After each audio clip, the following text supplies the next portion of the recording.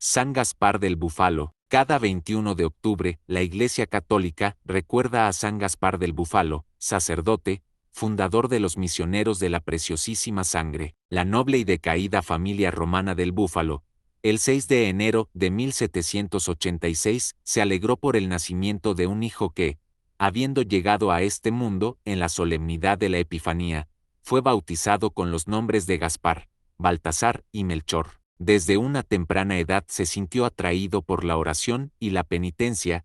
Gaspar estudió en el Colegio Romano, entonces confiado al clero secular, tras la supresión de la Compañía de Jesús. Dado que su padre era cocinero en el Palacio Altieri, frente a la Iglesia de Jesús, Gaspar aprendió a conocer y venerar a San Francisco de Sales, a quien atribuyó una curación milagrosa obtenida en su juventud. Entre los carreteros y campesinos, los Barosari. En 1798, Gaspar entró al seminario, vistió la sotana y comenzó a proporcionar asistencia espiritual y material a los menesterosos y abandonados de Roma. Se distinguió, en particular, por su gran dedicación al apostolado del catecismo que organizó en el oratorio de la iglesia de Santa María del Llanto, donde explicaba con lenguaje sencillo los principios de la fe cristiana, especialmente a los Barosari, los campesinos y carreteros que llevaban la paja al campo llamado Campo Vacuno, como se llamaba entonces el abandonado foro romano. También se preocupó de preparar un grupo de jóvenes capaces para la enseñanza de la catequesis y los envió a servir a los pobres,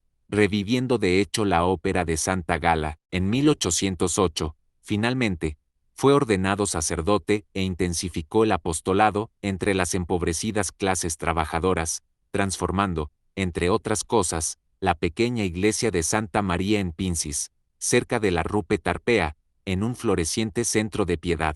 No debo, no puedo, no quiero. En la época de Gaspar, Roma y los estados pontificios estaban ocupados por las tropas de Napoleón.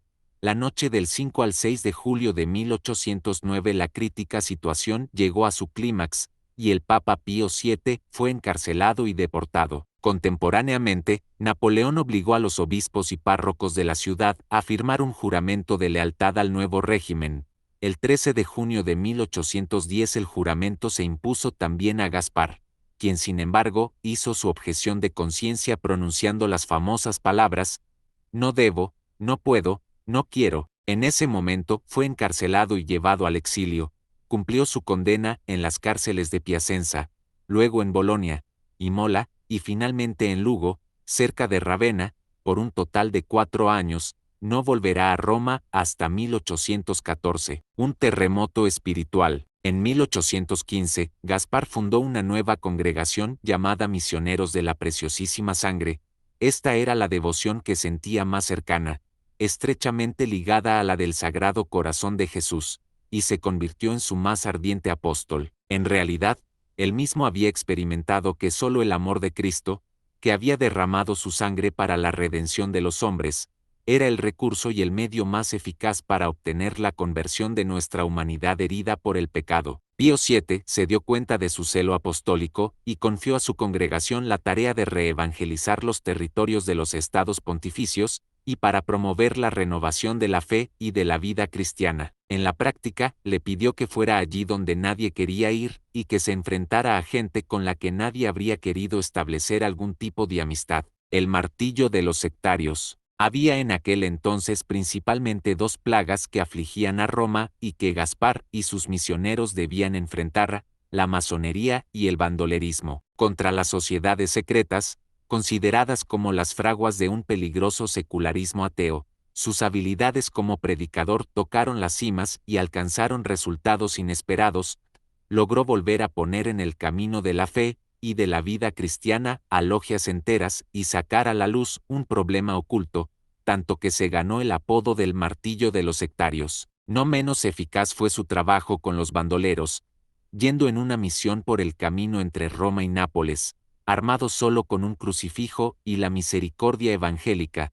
Gaspar se acercó a ellos, les explicó el amor de Jesús que lo llevó a ofrecer su vida y su sangre en sacrificio para la salvación de toda la humanidad, y así, poco a poco, logró lo que hasta entonces nadie había obtenido: una ciudad menos violenta y más segura, la muerte y la canonización del Ángel de la Paz. En 1834, gracias a la colaboración de María de Matias, a quien había conocido a los 17 años, Gaspar fundó la rama femenina de la congregación, las Hermanas Adoratrices de la Preciosísima Sangre de Cristo, que hoy en día tienen misiones en todo el mundo, especialmente en India y Tanzania. 3 años después murió.